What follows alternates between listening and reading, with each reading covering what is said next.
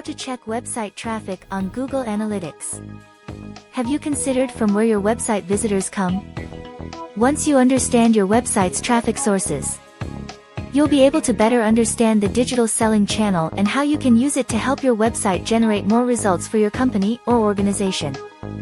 To get started, go to Google Analytics and check at your website's traffic sources. Direct.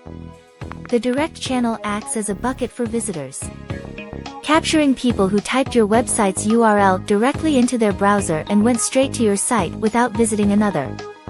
They're the visitors who remembered your website's URL and went straight to it.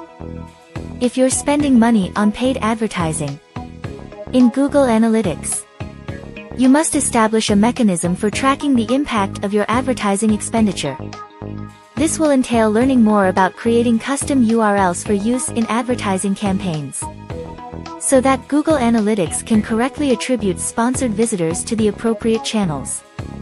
Learn more at https://my-learning-center.teachable.com.